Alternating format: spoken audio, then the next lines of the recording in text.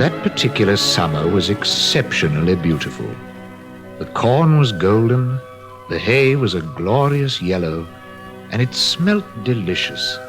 In fact, our lovely Denmark was looking at its best.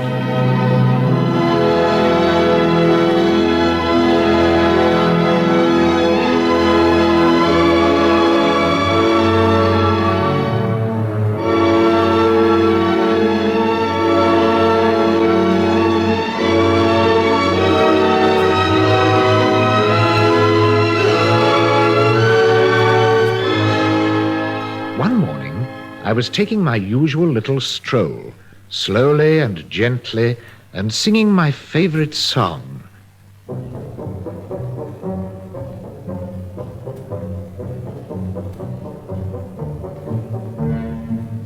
Gaw-wop, gaw-wop, it's a beautiful day. Gaw-wop, gaw-wop, I'm happy and gay. The sun is high, a bright shining ball. The sun in Denmark is nicest of all.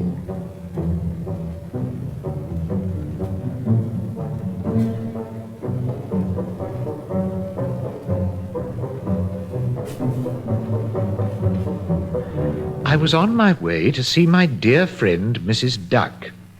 I knew she was a little bored, sitting on her eggs all day with nobody to pass the time of day with.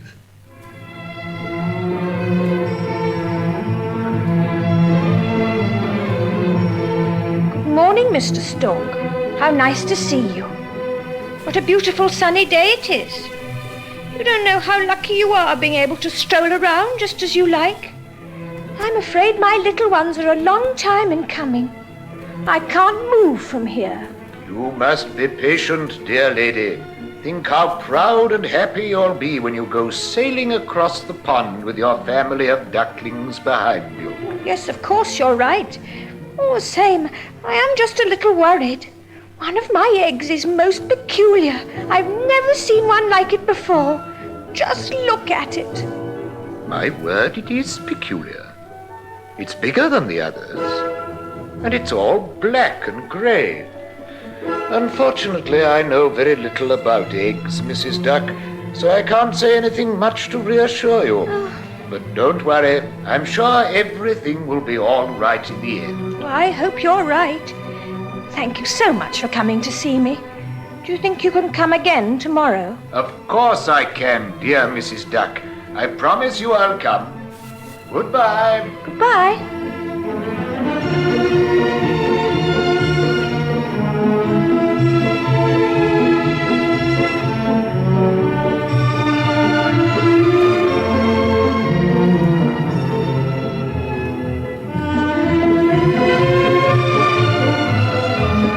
The following morning, I found Mrs. Duck looking after her new babies. How pretty they looked. The tears came into my eyes at the sight of these little creatures with their downy yellow feathers. And how funny they sounded. Their tiny little voices piped such a merry tune that I began to sing my own favorite song with them. I'm afraid I must have frightened them a little, for they all hurried along to nestle into their mother and didn't make a sound while I was talking to her.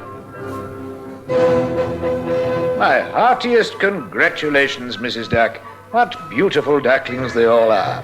You are the most wonderful mother in the whole country. Oh, Kawap, you're too kind. But do you remember the big egg I showed you yesterday? Well, it hasn't opened yet. Well, it really is rather worrying. Dear me, I can understand how worried you are. Still, I'm sure everything will be all right in the end.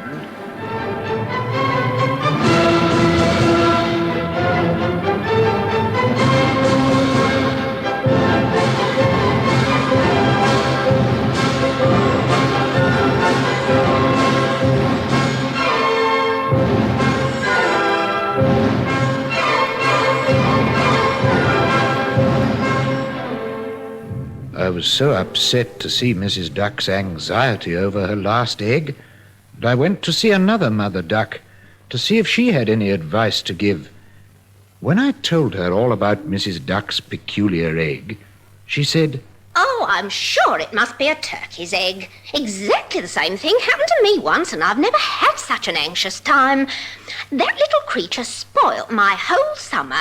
It quarrelled with all its brothers and sisters the whole time, and it simply refused to go onto the pond and learn how to swim. Oh dear, oh dear, oh dear, never again. I think that your friend ought to get rid of that egg straight away.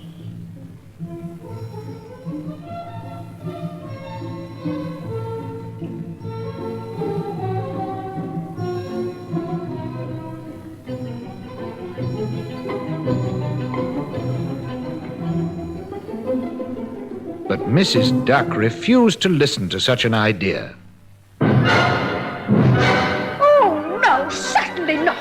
I can't do that. I've never got rid of an egg before in my life, and I'm not going to start now. I'm going to hatch that egg, even if I have to spend the whole summer sitting on it. Yes, even if I have to spend the whole summer sitting on it. Now then, please don't get angry, Mrs. Duck. I should have realized that you wouldn't dream of leaving an egg, whatever it might be. Still, for your sake, I hope it isn't a turkey. Just at that moment, the big egg started to make faint crackling noises. And straight away, Mrs. Duck started to break it open with her bill. How cleverly she did it. Suddenly, out came the little fellow who'd been so long in making up his mind to appear. I'm afraid he was terribly ugly. The ugliest creature I've ever set eyes on.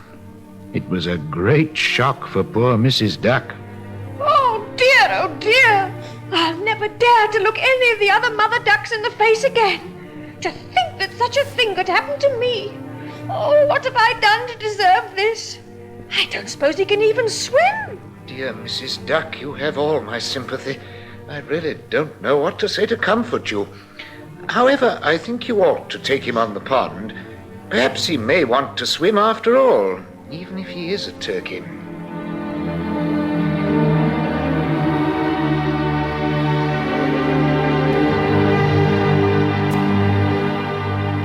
The following day, I came across Mrs. Duck taking her children out for a walk.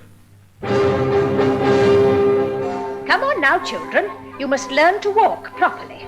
Do just as I do. Put your feet well out on either side of your body. Oh, no. If you turn your feet in, as most of you are doing now, you'll never learn how to waddle gracefully.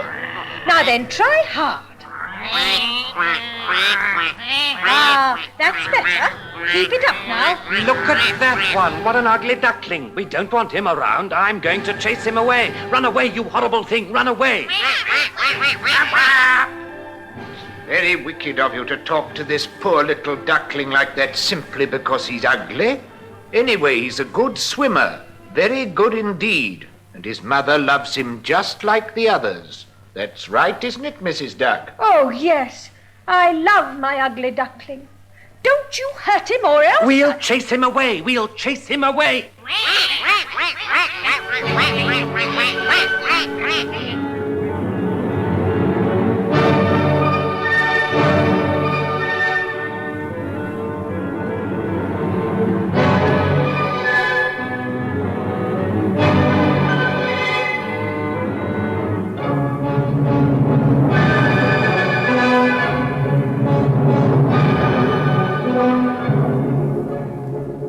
A few days after that unfortunate incident, I had to go away on a long business trip, right down to Egypt. And it was only the following spring that I arrived back in Denmark. All my old friends had gone away, and I was beginning to find life very lonely indeed when...